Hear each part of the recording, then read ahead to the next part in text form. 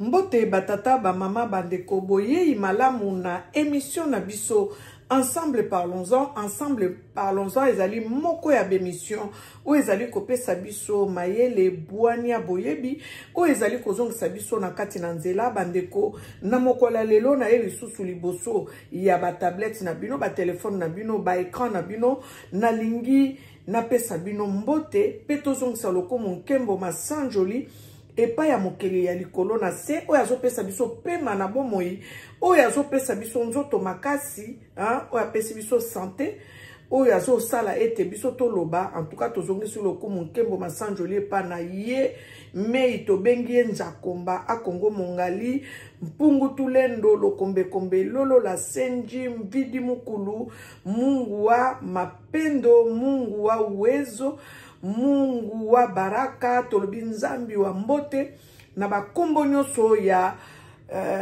munoko na yo ya mboka bengaka ye tombolaka kiti ya bokonzi na ye po ye aza nzambe. Alors nangina remercier bato bazali fidèle na émission na biso batalaka biso bancourageaka biso na ba commentaire na bango na ba like na bango na ba partage na bango ba yebaka penza ko encourager biso na yebaka ko saluer mingi ma grande sœur propre Marie Kengi na Melin. En tout cas, ma grande sœur n'a salué. Merci pour notre soutien. N'a salué Marie Mafila, la femme de Somida. N'a salué Kukunto, la femme de Papa Nzouzi. N'a salué Maman Sylvie, la femme de Papa Gonda. Noko Yabana. N'a salué Freddy Toya, le mari de Maman Sido. N'a salué Madeleine de Jésus. Ye soutien penza Tongo. Nde na saluer en tout cas nzamba ibako pambola yo ya koleka. Merci na mama Joséphine obenga kinga ozwa kinga totikela kinga message na yoka ki message na yo na rappela ki yo mais o rappela kinga été en tout cas o témoigner bolingo na yo nga pe na lingi yo mingi. Mama Joséphine soit bénie. Nazo saluer mama Jolie, nazo saluer Société civile Mobimba, o babengi Kosekaf, où ezali dirigé par notre président Valère Mangitou Kamambweni. En tout cas, na salué Batono soit Kosekaf, pour bazo sala mosala ya njakomba.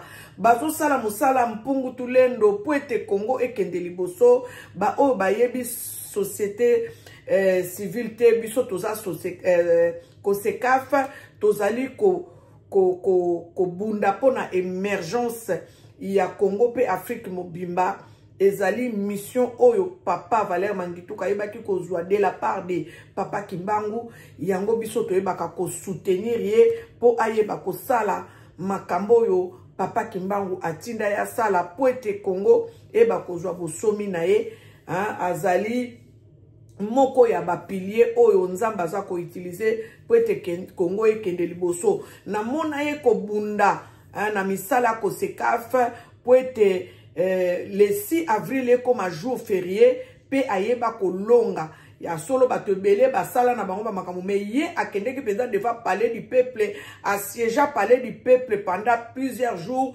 pour réclamer et pas un gouvernement qui ba comme ça le 6 avril un jour férié à côté ça ba mémorandum nde yango sala ete lelo le 6 avril comme un jour férié na mboka na biso Congo pona kokanisa papa Kimbangu pe kokanisa baye oyo baye bako bunda pona libération ya Afrique. Nde mukolo papa Kimbangu abandaka ministère na ye ezala le 6 avril oyo mama mwilo abetaka ngonga po papa Kimbangu aye bako rassembler batu po ete babondela. Donc voilà, je salue tous ces mondes-là, tous les membres de la Kosekaf. Moi, j'en fais partie. En tout cas, mes frères et sœurs, soyez bénis. Alors, nous allons saluer mon ami d'enfance, maman Annie Salou. Nzamba ibako pambola yo, maman Jolie, nabosani yo te nzamba pambola yo. Bato mingi yo batala kabiso. Ba komantaka te mais ba benga ka maman Jel natala kayo maman Jel na landa kayo. En tout cas na saluer bino bisika bozali bo lemba biso te bo continuer ko tala ko partager pota kolakisa pe bato mosusu musala oyo tozali kosala.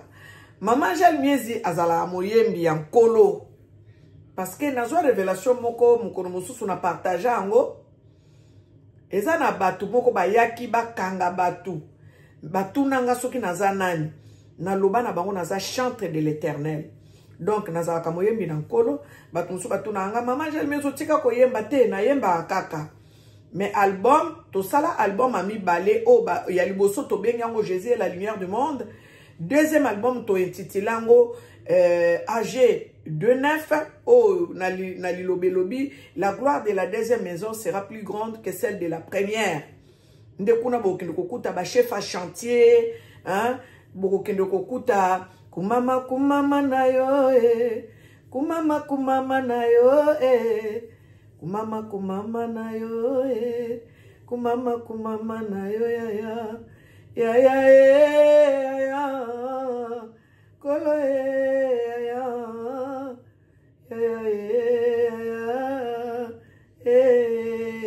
nangai simbanga mbala mibale o nalingi namona malamu kuna bokende kokuta banzembo lokola nabelelaka yo mokonzi ya chantier kita yo sala misala oyo bandana bomoi nanga kita osilisa ngonga ekoki papa nanga yo longola clôture ya batravo yo tia nzinga nanga. Donc bokokende kokuta banzembo wana kuna tozosbongama mpona 3e album bokoyeba kozala au courant. En tout cas 3e album bokozala na ba surprise ebele makambo Maman Angèle koyemba na kati kuna tozozela nzamba pesa biso go parce que biso tosala makambo te pona komisepelisa to kosepelisa batu tosala makambo oyo nzambe aza na yo elongo nde tozolinga tobongama mpona 3e album soki nzambe apesi biso go tosali yango me banzembo eza nango. Donc voilà, merci nabino batu bozo salanga confiance awa tolobela makambo buzoba te awa tolobela makambo polémique te awa tolobela makambo yo zozongisa biso kaka na kati ya nzela. Voilà, j'ai pris 7 minutes pour parler de tout ça et je vais rentrer dans le vif de mon sujet aujourd'hui. To bandaki bandeko vidéo ya ndeko na biso Papi Nzoyiba oyo aza na kati ya mboka Angleterre a témoigné kango na Diamant Noir TV na bato na yebaki kopesa balien na kanisi na émission passée na tiaki lien na ba commentaire o batali yango ya mobimba ya pas de problème mais tozo continuer na makambo Papi Nzoyiba aloba tolingi to continuer ponga na yeba pe ko limbola parce que Congo po ebima na boumbu oyo monguna aya asijetisa Congo esengeli ngana yo to telema na lolenge nyoso na ndenge ya malamu o nzamba lingi biso to telema po ete mboka wana ekangola mabandeko soki mboka wana ezalaka na lolenge o ezali lelo c'est parce qu'il y a eu beaucoup de choses oyo nzamba sepela na yango te esala ke nzambe apesa Congo mokongo. Donc tokoyeba kolanda révélation ba vision o Papi Nzoyiba azwa penga na koyeba koya ko commenter tokoyeba kolandisa ba émission ya boye po te to comprendre nini Congo ezali de yangwana omoni na ye lisusu liboso na bino po na yeba kosala musala o bokolimbisanga weekend nazaki trop pris et puis dimanche na lingaka penza te liboso na bande kosala même dimanche na koma ko éviter kolamba na ndako nanga na somba kalisu te na teka kalisu te dimanche parce que na lingi na respecter saba ndenge na mokanda Biblia ya balobi na biso ndenge pe to mona ka ba juif to benga ka les liens d'Israël bango pe bazala na mokolo na bango neti samedi bango ezaka samedi na saba na bango ezaka samedi basala raté ba o baza en Europe ba ko remarquer que ba magasin juif mingi ba fongola ate mokolo samedi donc bango pona bango sabata ezalaka samedi et puis baza na raison parce que occidentaux ba yaki ko changer biso les jours de sabbat ezaka dimanche te ezaka samedi mais biso lokola tozala na système wana moi je respecte les dimanches en tout cas aujourd'hui que j'ai eu la connaissance hein que Dieu m'a parlé et Dieu m'a convaincu de ne plus acheter les dimanches. Je n'achète plus les dimanches, je ne vends plus les dimanches et na sala de tout, nasalaka de tout, donc nasalaka tout, pour nasala que dimanche na lambaka te, je fais ma cuisine le samedi, na lambaka samedi, comme ça dimanche, na respecté, à 100% te, mais au moins nzamba mona quand même volonté nanga, ya koyeba ko respecter. Ezala makambo ebele, maman j'ai la sala ka susu te, pourquoi? Parce que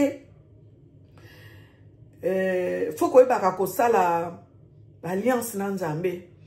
Na mutu nanga ba meshe kota ate suki nango bomona kebele wana eza suki nanga moko na tiaka lisu ba meshe na mutu nanga te, même soki bakanginga suki ya maboko na tiaka meshe na mutu nanga te, na tiaka verni na manzaka nanga te, na tiaka mamanzaka nanga te, o na tia ba manzaka milaide bato ba musu ba batisaka. Donc na koma ko éviter ba biloko ebele oyo na moni ke nzamba loba nanga na sala te.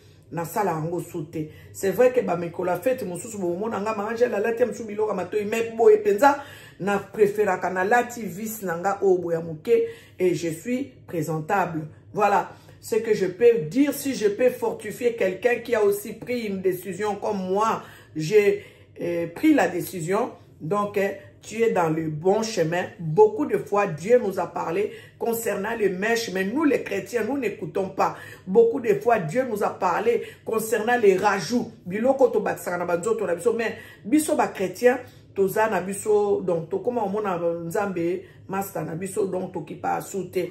Donc voilà, mais moi je préfère respecter et faire un grand effort pour nazala dans les normes. O nzamba zo tinda biso pe atinda basali na mingi balobe la biso. Donc voilà.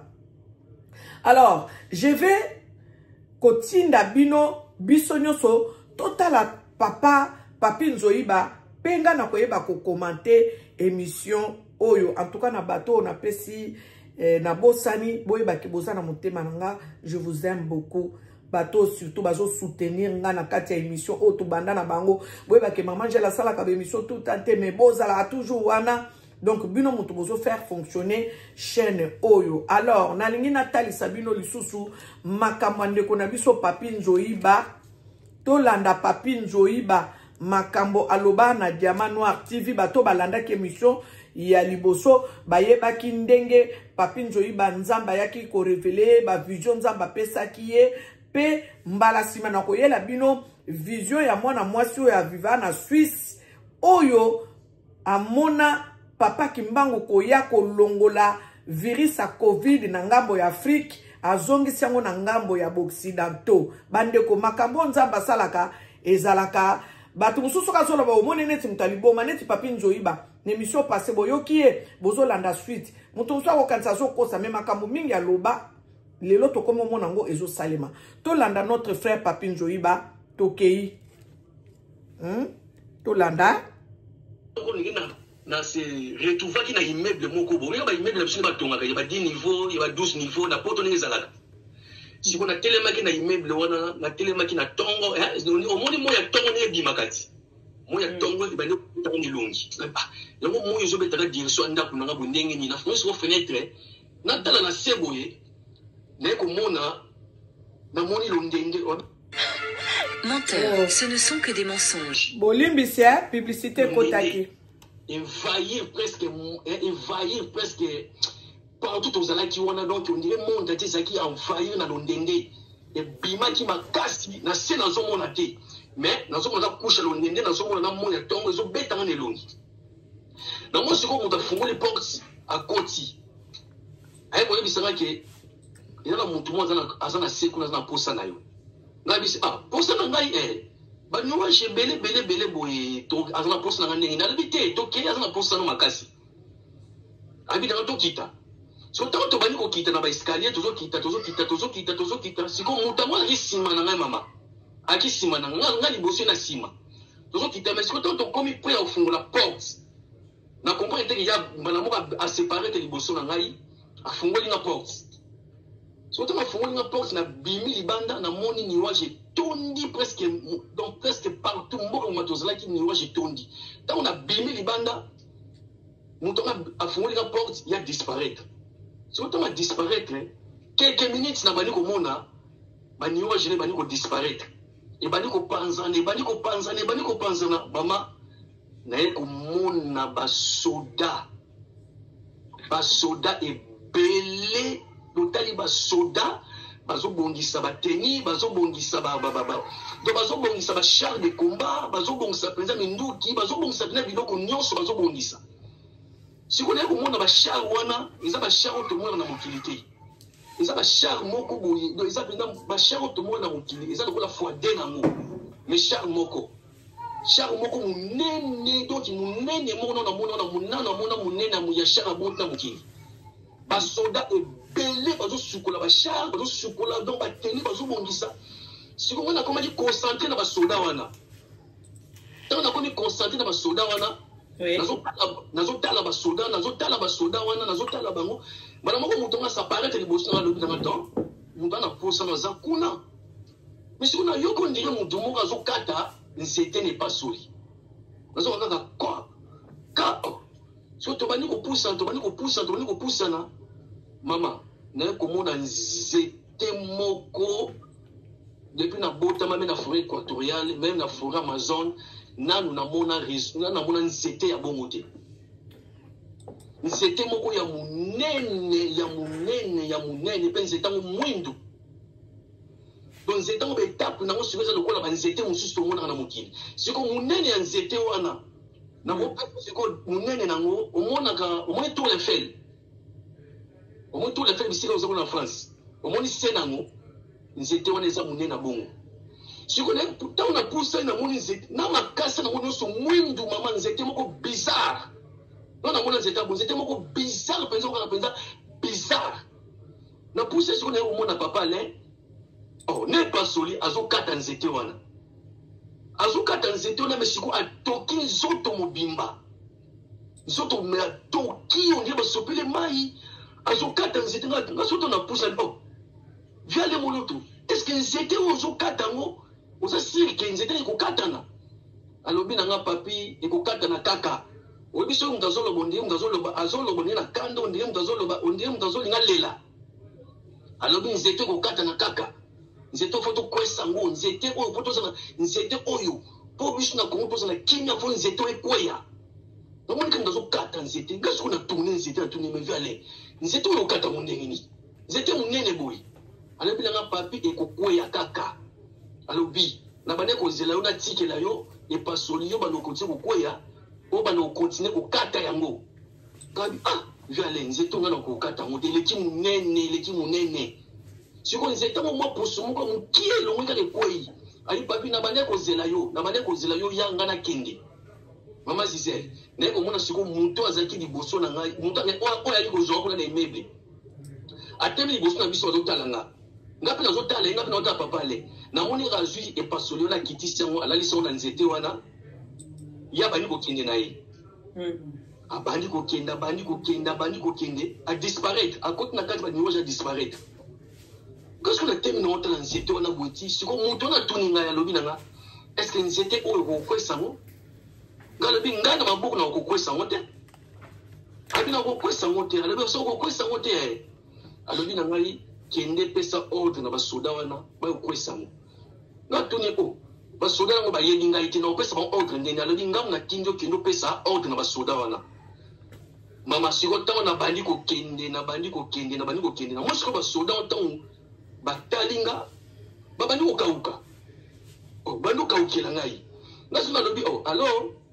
excusez est ce que bokoki kokwesa nga nzete wana te alobi na nga mbala moko soda ngo alobi na nga vous ordre tokokwesa yango atindi sikoyo moko na bango alobi kende kozwa kable wana oya nango mama basoda ngo fo mona bato moko otala loboko na ye ondire loboko ya motu te ake kozwa kable moko ya monene kable wana ata toza 100% tokotombola ngo te matombola ngo ye moko liboko moko azwa nango alobi na ye kota na char démarrer char mama Gisele non nayoka son ya char abongo te na mokili epi na botama ntango adémarrer char wana nzoto nango mobima ezobimisa baflamme de feu omoni moto ya moto te tomonaka omoni soko pelisi omoni réchaud gaz soko pelisi réchaud gaz omoni moto wana ya gaz ndenge char ndenge réchaud wana ezobimisa ndenge char wana ezobimisa moto wana soki badémarre yango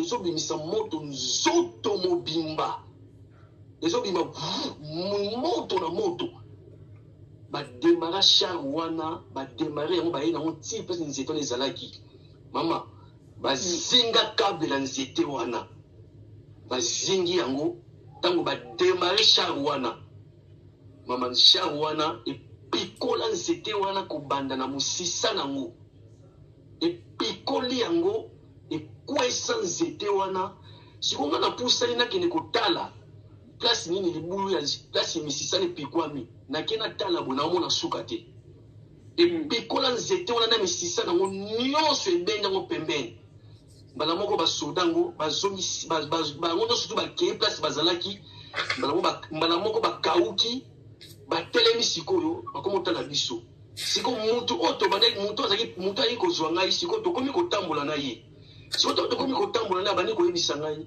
alobi eske oyebiki na mboka na bino biloko nyonso na mboka na bino eza ya kobeba alobi na nga mai bandeko no bazomela eza ya babebisa yango deja alobi mboka na bino ndongo ozomona yango wana eza envahir na armée ya ténèbre ya monde entier armée ya ténèbre ya monde entier evandi na mboka na bino po ebebisa mboka na bino détruire mboka na bino armée ya ténèbre wana na makasi na bino moko bokokobundisa yango te mpe bokokoka yango te eza niveau na bino te alobi na bible otangaka ese oyokaka ke balobelaka armée céleste nga bi oui nayoka bateya balobi armée céleste abi soko oyokaka armée céleste yango oyo alobi omoni nde baza koprépare préparation wana nyonso tu bazokende nde bazobunda na mboka na bino kala mingi te mama siko ntango tokomi tozotambola na ye namoni siko moto amamata l'espace makolonel touché mabele te tozotambola.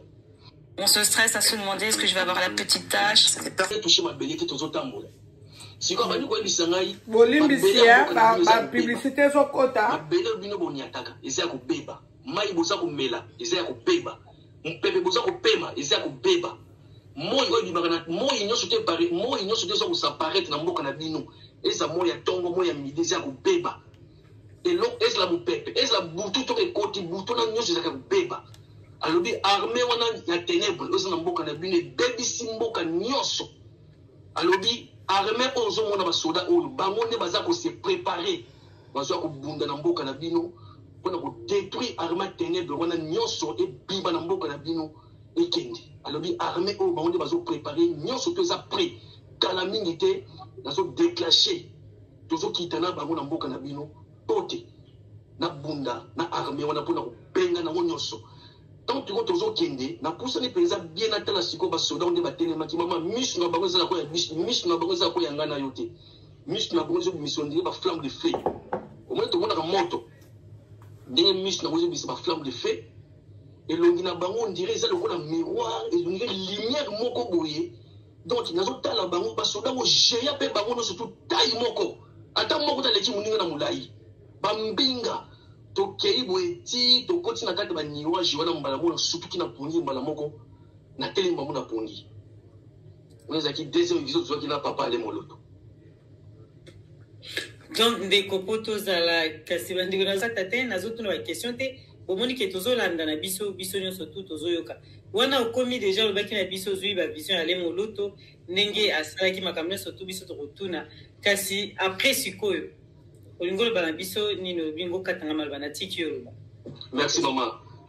Sikoyo donc ça siko vision ya Kabila asalaki vision ya président Kabila asalaki 3 missions na asalaki na Congo pour na détruire siko Congo na 3 missions na ye oya asalaki ne to suka na mission ya président Félix ye pasalaki asalaki pe ye pasalaki mission na ye moko oyo a continuer ka mission Kabila mais Kabila asalaki 3 missions.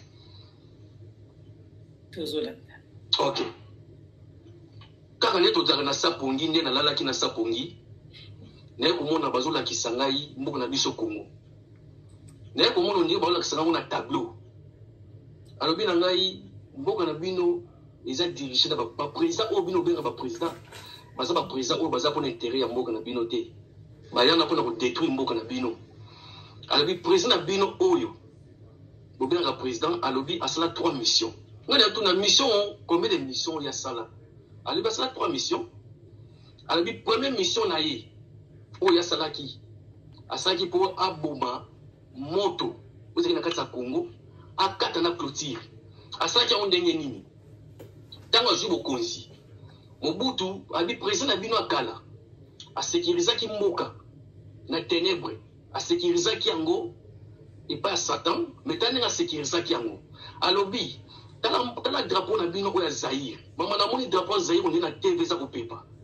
alobi omoni cercle wana na moto on eza kopela wana alobi depuis to botama na mona kaka moto wana na cercle to yeba signification na moté alobi cercle wana ezaki clôture o Mobutu président na bino a clôturer ki mboka na bino aye ko loba ngasko moni flambeau ne simba ki moto wana abi moto wana ezaki armée abi yango bande ko mona tangu na mboka na bino soko ezalaki munguna linga taki yango armée na bino tangu itakaka yango bande ko zoka sima yango soko na bande ko mona Mobutu bande ko loba kufanzala zala la paix lalanzala zala sécurité ezaki maloba ezaki significatif na monde spirituel parce que yé a sécurisaki mboka wana na domaine spirituel siko apelisaki moto alobi azwaki mboka na bino ezalaki teke po abongisa yango atonga yango te ezalaki ka po asécuriser yango bino bozala kimia alobi ntango président na bino oyo Kabila aye président na bino wana bobengaka président ntango azwi pouvoir eloko ya liboso asalaki nini eloko ya liboso azalaki abomi nanu moto wana ça veut dire qu'ils ont la biso armée alobi armée na bino abomi yango moto tango ekufi azwi akati clôture alongoli sécurité na mboka na bino nyonso mboka na bino zesu na sécurité te tango abomi moto na kati clôture mboka na bino tikali bongo moto ezalaki armée na bino akati na clôture mboka na bino esikali sans sécurité oyo ezalaki première mission asalaki deuxième mission na ye aye kosala ezalaki nini aye kozwa 26 provinces te okoma na 26 provinces alobi yango monaka alongoli mboka na bino na 11 provinces akomisa ngo na 26 provinces abi mpona nini nga tunisiko mpona na komisa na 26 provinces aye koloba nanga boye alobi na 26 lettres alphabet obino botangaka kuna na C le 26 lettres alphabet français donc botangaka yango alobi 26e lettre eza lettre nini l'échec 26e lettre alobi nanga eza lettre suka to lettre ebandeli eza lettre ebandeli to lettre suka abita 26e lettre eza lettre suka alobi eza lettre suka alobi tala na mboka na bino lelo boza 4e pays na pauvreté alobi makambo nyonso tu na mboka na bino ekomi ya suka donc azwi mboka na bino azongisi yango sima ntango azongisi mboka na bino sima nde asalaki cérémonie balongola mboka na 26 na 11 province bazongisa yango na 26 province ezalaki bacérémonie moko esalamaki spirituel oyo bino bokomprendaki te mawa spirituellement asalaki yango azongisa mboka na bino sima nyonso tu azongisa yango sima mboka na bino nyonso tu eza na échec sima bamboka nyonso yango azoki mboka na bino akomisa na 26 province na 6e lettre na 26e lettre alphabet lettre suka makambo ta mboka na bino ekomi ya suka alobi 3e mission na ye aye kosala yango na kati ya mboka na bino ezalaki nini 3e mission na ye ayaki mama naye komona alobi na devise ya mboka na bino bakoma nini alobi tala kuna naye kotala na mire alobi na devise ya mboka na bino bakoma nini alobi na devise ya mboka na biso bakoma justice travail alobi ok alobi paix justice travail alobi tala président na bino dépend au pouvoir bozalaka na paix nalobi paix ezalaka te est ce que boza na justice alobi justice ezalaka te alobi bon boza na travail alobi travail ezalaka te alobi wana 3e mission na ye alongoli paix na Congo alongoli justice na Congo mpe alongoli travail Congo ekomi mboka ya suka na ye kolobake akundaki mboka wana te atiriki yango likolo sikoyo mbala moko aye kolakisanga sikoyo mission ya président Félix oyo asalaki na kati ya Congo abitala mission asalaki na kati ya Congo mission asalaki nini ntango Kabila azwi mboka wana atiki yango bautilize ye mwana mboka siko président na bino oyo bobengi président na bino ya sika azwi mboka na bino akundi yango ntango akundi yango ebongaki abeta mboka na bino kashe ya 666 abili gabi abeta mboka kashe ya 666 abeti yango abi wi mboka na bino abeti yango kashe ya 666 na alobi botala makambo oyo asalaki me bino bozokomprendre yango te botala makambo naza kolakisa alobi ntango azwaki pouvoir eloko ya liboso botala serment oyo apretaki bino bokasi serment oyo apretaki liboso na bino mais après serment non après taki serment liboso na alabi après taki serment liboso na binote alabi le jour ya après taki serment présence à Lucifer les arènes na Congo après taki serment liboso na binote après taki serment na liboso à Lucifer alabi ko tala makambu ya lobaka tant après taki serment eza maloba ya lobaka maloba moko lobaka bona jour après soit serment na ye et maman disait vous se rappeler ezaki maloba na alobaki on liboso na bino to alobaki on liboso après taka serment liboso à Lucifer habita makambu ya lobaka alobaka moi Félix Antoine Chilombo alobaki je sers tant alobaka je sers wana alobaka boyi alobaki moi Félix Antoine Chilombo alobaki moi je sers Satan à travers la République démocratique du Congo après tant ekolo alobi merci Satan merci Satan merci Satan et loko ya lobaka yangwana alobi sikoyo po abeta caché 666 na kati mboka na bino abetaka yango ndenge nini alobi abetaka yango alobi tala gouvernement na bino ya liboso abi tala gouvernement na bino ya liboso gouvernement na bino ya liboso ministère ngana koloba ezaki 66 ministères abi 66 ministères 66 ministères abi tala tanga pouvoir tala ne biloko no surtout ekomaki ya mabe passe na bino se multiplier makambo nyonso ekomi ya mabe alobi aye kovanda sikoyo nsima po akokisa sikoyo 6 asuka aye kosala discours ya combien de minutes nga alobi asalaka discours ya 6 minutes alobi asali discours ya 6 minutes alobi 6 plus 66 oyo ya gouvernement na plus 6 oyo ya 6 minutes ya 6 minutes oyo abetaki ya discours epesi combien epesi 6 alobi ba président ya bino somi balé wana baza pour la service na bino te baza pour la service ya diable pour la détruire Congo alobi mboka na bino sur le plan physique parce que ba kabola yango alobi mais tellement spiritualité mboka na bino et simba minanga yango moni bazo ko se réaliser ba projet na bango nyonso te mama disait le moni drapeau tina simba mina ye nani mboka na bino ba kabola yango déjà abi o tozo mona na rouge wana alobi za makila na bino ba congolais wana mboka kimbangu tuna moi ne kabola mboka wana sur le plan physique mboka na bino c'est kabwana déjà mais bazo ko se réaliser ba projet na bango te parce que spiritualité mboka wana ngai nde mutu na simba ki yango eza maboko na ngai taki ngai moko Congo mutu moko te ba projet nyonso tout baza ko sala eza toujours un échec ngai nde mutu baza ko contenir ba projet na bango alobi même tala ba ndeko na yo ba oyo nyonso tout boza libanda bato baza ko tomboka boza ko silika alobi eza ngai moko nde mutu na souffle molimo wana kati na bango alobi mutu moko ta kokokanga molimo wana mutu moko te ayo moni bandeko nyonso to balobaka libanda nyonso to balobaka libanda bazoganga mpona mboka na bino alobi eza ngai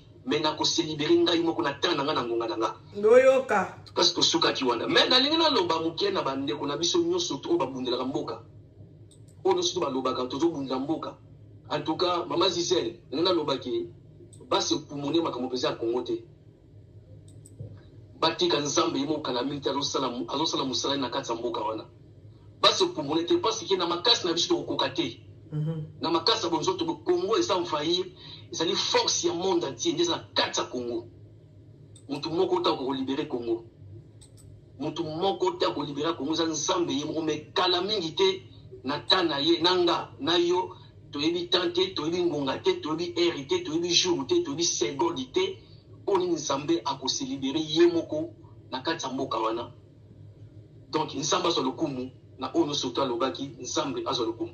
Merci. Merci ndeko. En plus au bloqué l'état aux autres il y a internet c'est ça problème ça arrive na batunyo surtout mais lelo eza likambote olobi déjà message kastolinga ka kotuna siko na news na vision surtout o ndeko ozwi o surtout nzamba lobeli pona o ezali mama Congo na suka ngo biso ba congolais sengeli na biso kozwa nini na nyoso lobi ko bandana le moloto o penza biso so ba congolais to linga kimingi pe to continue ko linga banzembo na eti lelo to yo kaka moto ya kufi pona mboka na biso RDC na nyoso yo lobi to ko retenir nini na makambo yo lobi na biso lelo mama disait na nyoso na uti koloba ça veut dire que biso nyoso tout na loba boy omoni soki bozo bunda na mutu physiquement bozo kokate il faut beaucoup de son domaine spirituel mboka na biso bandeko na biso babandi déjà tobanda da koloba depuis kala tozomona changement moko ezali te. Ça veut dire que nzambe mutu atikaki au moins tokomi koketi tokomi koma na suka tozoma solo ka osala ezali te. Nakopesa exemple moko ozwi exemple ya papa na biso ngwanda alobi boyeki na suka koti mabele. Est-ce omona ta solution moko ata solution moko epesami te ata libération moko te. Ça veut dire que makambo ya Congo sur le plan physique, on dirait oui, mais c'est la domaine spirituel, comment ça niveau n'a bisoté. Réagir. Sur la troisième vision, Nzambe yemoko ako se libérer yemoko na tane na ngunga na ye parce que Nzambe yemoko nde Congo ako se libérer na tane na ye. Au moins tant biso zomona ke mboka eza souffrance. Ya zomona souffrance te, ya zomona de azubi nazo former bino lolenge moko na format Israël. Ndemo nazo former bino. Bana Israël.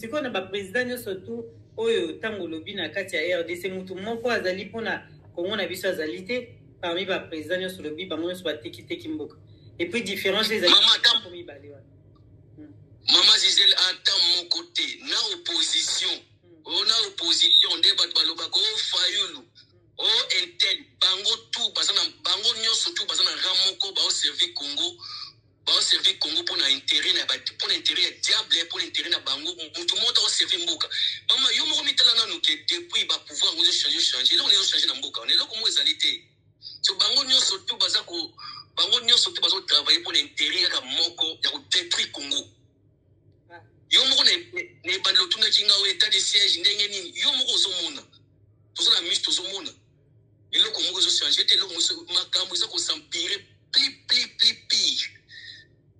Ça veut dire que Mbato surtout besoin de pouvoir travailler pour l'intérêt diable et ça pour l'intérêt de bisoté. Le jour où on peut s'engager, le jour où on s'en fait mission, na kolaki ça ok problème na biso na Congo. Problème na biso na Congo c'est ce problème moko donc au-delà et ça problème à Congo ça problème biso et ça problème à Congo na laisser faire yemoko.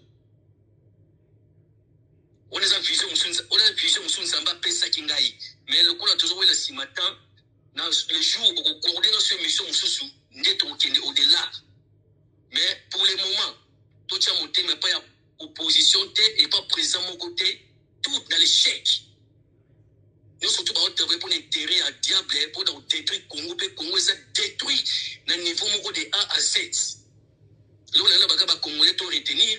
Si vous bisogno surtout, tout ça mis sur pas ensemble, tout les lapins ensemble, tout prier ensemble à solo. Pour Nzambe tanga opesa ba vision on a kila l'église ya mutu tena prier Nzambe na ndako. Boyoka. Et pas na ngamo na ndako ba vision nyo surtout na zongo na place dans les missions a na ndako. To sambe na Nzambe ya solo. Les dieux du Congo. Et eloko moko mama se chapa kingai. Pour ton ouvrir si matin. Nzambe ko loba na ngai kui. Boyoka bien awa. Bolanda ye. Zamba lobaki na alobi na ngaboye soki yebisa bandeko na yo soki baza ko sambela balobaka susu Nzambe ya Israelite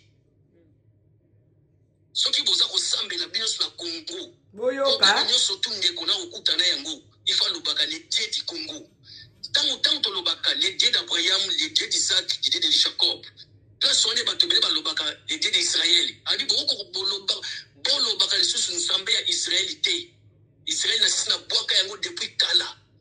Tant on a l'ongla Yuda, ils ont joué na boaka Israël. Alors tant vous avez prié, il faut bolobaka les dieux d'Abraham, les dieux d'Isaac, les dieux de Jacob, les dieux du Congo, les dieux de toute force, Éternel désarmé. Prière nous a pesa gana. Alors soki bo sambeli soko ningo kata prière. Il faut lobaka malobana suka. Alors problème nyo soto okuta na yango. Il faut lobaka ke Nzambe ya Congo, Sungangai, les dieux du Congo, Sungangai. Siko bande Congo ndeko batuni siko makambo ya Congo tango lobi Nzambe moko osala makambo ya Congo bandeko na kati awa sifo na continuer nde na etsak bino dernièrement tokoyeba ko continuer boyebi ke Nzambe a se concrétisera te L'Éternel Dieu Tout-Puissant, le Dieu du Congo, le Dieu Congo, ne se contredit pas. Balobi, Israël yakala, Nzamba lobi na papa papi njoiba, alobi Israël si na boaka yango. Voilà, je reviens encore pour cette carte géographique de la nation congolaise, oye bima na katia, temple, synagogue, moko boy na Capernaum. Bino bato bokenda Israël. Parce que pour vous, bozolo bake nzamba zala akuna. Pourtant, nzambe a lobé la bino par un signe pour vous faire voir que je ne suis plus ici, là où vous venez vous prosterner. Moi, je suis maintenant ici, là où vous voyez cette carte géographique, je réside là-bas. Parce que j'ai toujours dit, les vrais Hébreux, c'est nous les Bantous, nous les Congo, nous les peuples Congo. Et voilà pourquoi, quand vous allez lire dans le livre de Zacharie 8, verset 23, vous allez comprendre, Nzambazo Loba, il y aura 10 nations où bako tenir un juif na pa ya elamba na ye pour bako lobake mema biso epa na bino parce que toyoki epa na bino nde nzambe azalaka. Ça va se faire. Tolinga te. Alors nous avons un seul combat à mener. Et voilà, c'est là où je suis en train de dire, le combat spirituel est réel. C'est ça la mission que Maman Langayi, poto que ne kokata nzete wana yaba œuvre maléfique, oye couvra Congo. Parce que nous faisons détruit.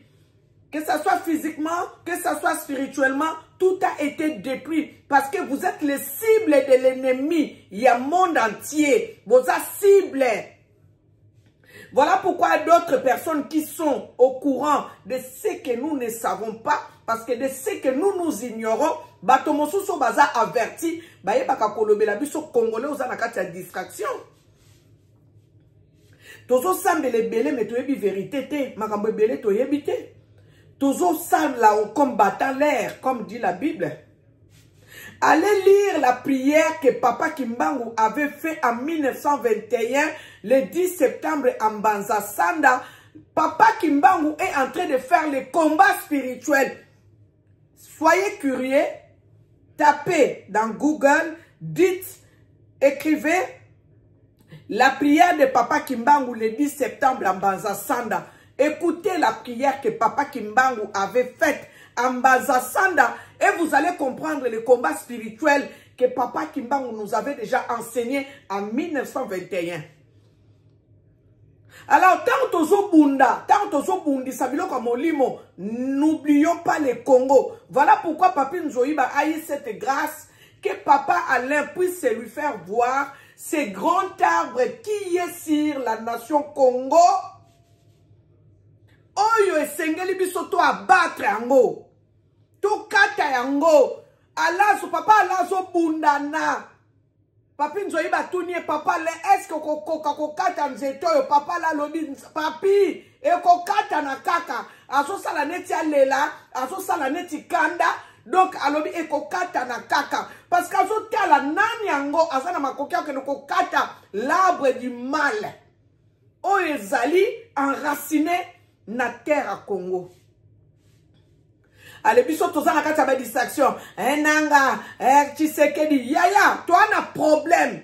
Ennemi na biso commun, c'est les gens qui ne veulent pas l'épanouissement de notre nation congolaise. Nous ne savons pas, Papa Mobutu avait dit à notre papa Joseph Etumba. Ceux qui n'a pas sani kombo na yete, aloba na ye. Makambonga na zoe biso lelo kolobango na mutute soko lobi bakuboma yo. Le Congo c'est la terre promise. Le Congo c'est le paradis sur terre. Mindele ba yebi ango. Moïse a se trompé de destination. Mindele ba découvert que le Congo c'est ça la terre promise. Et ça na YouTube. Papa wana loba makambo papa Mobutu aloba na ye. Nous devons comprendre que nous avons un combat spirituel à mener dans notre nation. C'est faire tomber l'arbre du mal. oyo ekota na kati ya nation congolaise oyo ezali ko troubler survie na biso na venir abana na bakoko na biso te mutu topona tozala ba congolais nzambe nde ayebaki kosala biso ke tozala ba congolais. Alors toi-même congolais, si tu ne te connais pas oyo nzambe alobi ke bapesaka héritage na bana oyo bazangi mayele te, bapesaka héritage na mwana na mwana mukete. Dieu a mis beaucoup de choses dans notre nation. Oh, kutu nzamba lakisango batu te parce que soki kaka nzamba meki ko lakisango batu.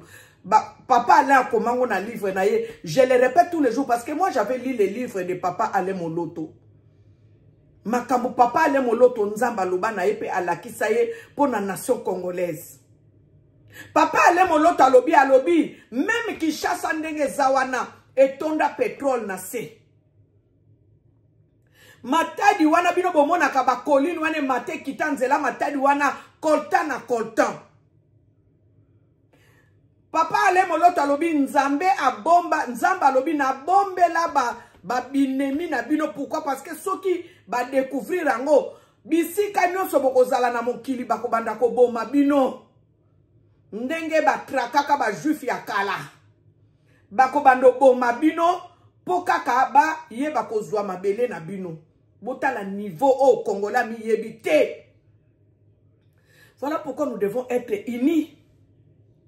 Nous ne devons pas céder aux menaces des Occidentaux. Occidentaux, mboka on eza ya bangote, eza ya biso. Ceux qui balingi ba ya kosomba na malebe ya koboma batute. Alors moi j'ai pitié et je pleure pour ces gens-là qui sont en train de soutenir Nanga. Nanga, qu'est-ce qu'il viendra faire de bon? Moto azoya kowela bakare minye na ye.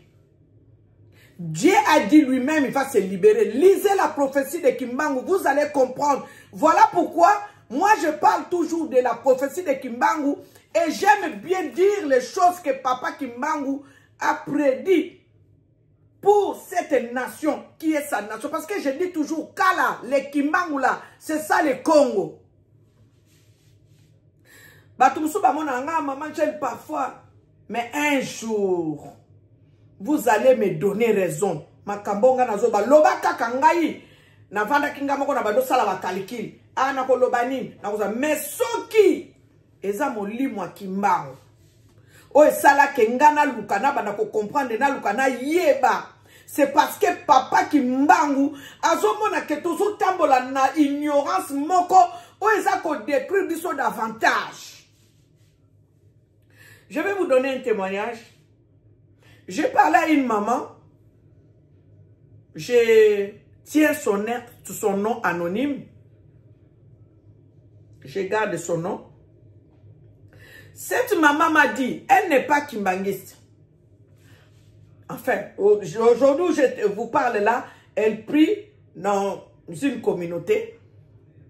Cette maman a vu Papa Kimbangu. Le Papa Kimbangu, oh babenga, Papa Kimbangu a lu puta. Amona Papa Kimbangu. Papa Kimbangu a bimé là et après, aye komona, je vais survoler. Mkolezali ye moko un jour à côté témoigner. Bato ebele ba mona Papa Kimbangu e babanga kakolo babayo kaka soni na ebite pourquoi. En tout cas, na mona na yoka soni te. Parce que na lingite batu nanga, mais toi même tu avais vu. Pourquoi tu avais caché? Bible lobi na biso ba ebele ba koloba nanga na salela kio na koloba na bango na yebi binote. Moi je ne veux pas na yeba makambu oyo na kobomba ngo parce que je perds des gens. Non non non non non non non. Dieu sait pourquoi il vient me révéler tout ce que je suis en train de voir ou de connaître. Parce que par moi peut-être je peux aussi essayer d'aider des gens qui sont dans la même situation que moi, qui ont peur d'en parler ou qui ont honte d'en parler pour qu'ils puissent en parler. Aujourd'hui, je recueille beaucoup de témoignages. Il y a bateau basaba non kimbangiste, mais Papa Kimbangu abimé la bango. Bateau muto auto bakabukolonoso prophète nana yokate musulman alobananga ke o nana sala na ba ikolonoso balobananga na lota ki Mahomet nana mona nana yokate Mais biso ba moto to benga ka prophète abimela batu. Ayaka kolobela batu makambo. Prophète nini wana kenda na ebanda soki 1951, abanda mission na 1921, akenda na ye, lelo akende kokomi monisa na bato baza memba no kimbangisi. Parce que soki tolobi ba kimbangisi to koloba ke asa fanatique, ba moni basambela ka mutu, mais akende kokomi monisa na ba no kimbangisi. Moi qui vous parle là, je prie chez Maman Langi. J'essaie ndenge bobenga église à Maman Langi. Mais comment ça se fait que makamba kimbangise ngana mona ango? Moto tobenga prophète, il est venu se révéler à moi. Ça veut dire qu'il y a des choses que nous ignorons. Voilà pourquoi la nation congolaise souffre.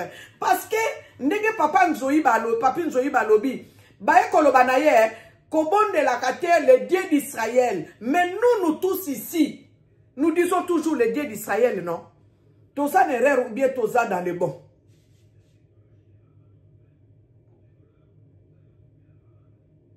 Parce qu'aujourd'hui, si le Congo est libéré, nous allons continuer à dire le Dieu d'Israël au lieu de dire le Dieu du Congo. Sarkozy a dit, quand il est parti au Sénégal en 2007, il a dit aux Sénégalais, à tous les Africains qui étaient là, parce que c'était une conférence, que nos aïeux sont venus en Afrique. Ils ont enlevé la culture de vos pères. Ils ont enlevé la religion de vos pères, la croyance de vos pères. Ils ont fait croire à vos pères ce qu'ils ont voulu que vos pères puissent croire. Suko bandeko, banani bazoba dans tout ça là. Et voilà pourquoi Papa Kimbangu a dit, lisez la Bible. Et vous allez, par ces livres, vous allez attraper les voleurs par la chose qu'il vous a volé. Vous allez comprendre que la parole qui est écrite ici, là, l'histoire qui est écrite ici, là, ce n'est pas leur histoire. C'est l'histoire des Noirs. Même l'Égypte, là, que vous voyez, les pharaons n'étaient pas des blancs. Voilà, regardez le nez des pharaons.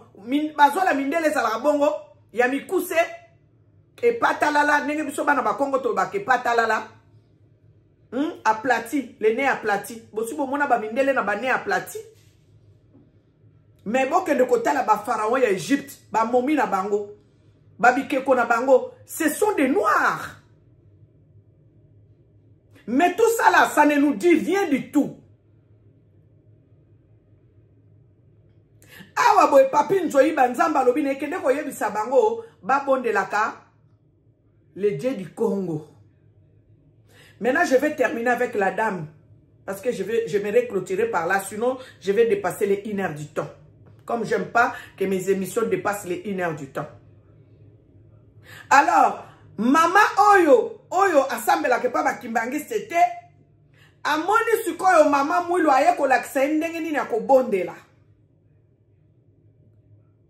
Mwana na ya bandaki kobela aloti mama mwilo aye koloba na ye kobondela kasusu te au nom de Jésus. Mama mwilo alobino parce que Jésus, il y a de Jésus, il y a de bar Jésus, il y a de Jésus-Christ de Nazareth.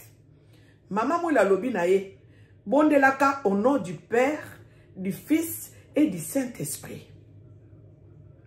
Et tango abandi ko bondela abosana ki azo continue ko bondela ndenga banda ko bondela mbala moko baye ko rappeler que to lakisa ki ndenga ko bondela nde aye ko bondela ndenge balakisa ki pa mama mwilu mwana ye ko zwa guérison, mais elle n'est pas kimbangiste. Botala siko tango to sala bana miketo banda obondela ndeni ba catholique mutu bayebi secret wana biso to bungi sa secret wana pona nini ba église évangélique tellement comment ebele yango bomonika to komaka au nom de Jésus, au nom de Jésus to suki sakapete to kendeke nango teti na suka to loba au nom de Jésus-Christ de Nazareth. Parce que Jésus-Christ oyo ya biso bazo décrire na livre Apocalypse, il était nazarien. Na Nazareth kuna mindele bazalaki te peuple zalaki kuna zalaki ba peuple oyo bazalaki métissé. Jésus-Christ n'était pas blanc. Et dans les livres d'Apocalypse, on nous décrit le Fils de l'homme, qu'il était, comment il était. Tango to bandaki ko bondela au nom du Père, du Fils et du Saint-Esprit na tango akola boko mona mwa kimi ezalaki na mboka. Juste seulement d'invoquer au nom du Père, du Fils et du Saint-Esprit. Il y avait la paix. Un semblant de paix. Aujourd'hui, oh biso to sambela ke belé to lo baraliso au nom du Père, du Fils et du Saint-Esprit. Te talanenge to zinda. Maintenant, je vous donne seulement à réfléchir à ces points-là. Là seulement. Parce que tous ça na devoir ya kokende kwa battre nzete wana oyo papa alemo loto yaki ko laksa papi nzoiba. Nzete wana mwindu wana oyo zo caché. Ezo tia biso na molili. Ozo tia biso na difficulté, ozo tia biso na passe. Nzete wana nga na sina monango, menga na monango mwindu te lokola papi nzoiba a monango. Na mona banzeta modèle wana à 2 reprises.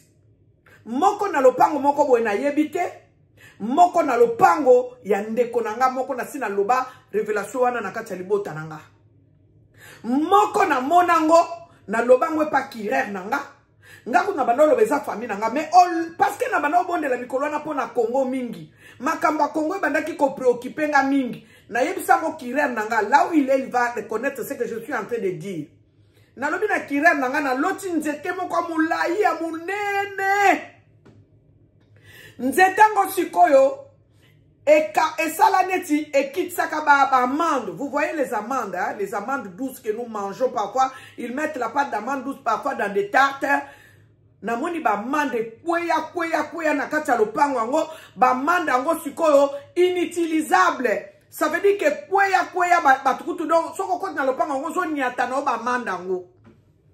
Mais na moni ba recueillir ka mwa ndambo muke ba tiango ne boka ba ko tuta na moni ka mo tute e ko tuta ba mandango nga siko molimo ameminga place ba ko tuta ba mandango ta on atali pata ngabi o ba mande na poto ezalaka cher na lobika bongo. Après na e ko mona o wana na ko kutu ko décrire ngo neni na moni neti serpent moko ya munene me na forme neti ya babike kwa ya Egypte wana pharaon wana nde bazo laksanga batu bako bima na serpent wana bazo bima na serpent wana bako talanga bazo laksanga siko na molimo nazo yoka neti bazo bananga regarde d'où est-ce qu'ils sont venus. Mais na moni neti ekeko ya Egypte wana ba pharaon wana mikolo wana na banda obonde la pona Congo mingi. Et voilà pourquoi je dis soki ngai na zwa ngolu wana ya koyeba makamba papa kimbango, c'est parce que aussi je me préoccupais beaucoup de la nation congolaise. Batu mingi nzamba se révéla kati na bango bazalaka na préoccupation moko soki nzambe amoni azana yo elongo akobanda ko ya ko lakso makamba akobanda ko ya ko lobela. Voilà pourquoi maman Langi a eu cette révélation concernant les combats spirituels. Parce que maman Langi, sa préoccupation était quoi? Elle priait, elle avait des problèmes dans sa maison, elle priait, elle regardait la vie de beaucoup de serviteurs de Dieu. Il y avait toujours des misères, il y avait des disputes, il y avait des non-épanouissements dans les maisons. Et voilà pourquoi Dieu est venu lui dire, regarde ce qui ne va pas. Il y a ça, il y a ça, il y a ça. Malgré que nous prions, mais il y a des liens qui vous retiennent dans la captivité, qui fait de vous que vous n'êtes pas épanoui. Aujourd'hui, Dieu m'a révélé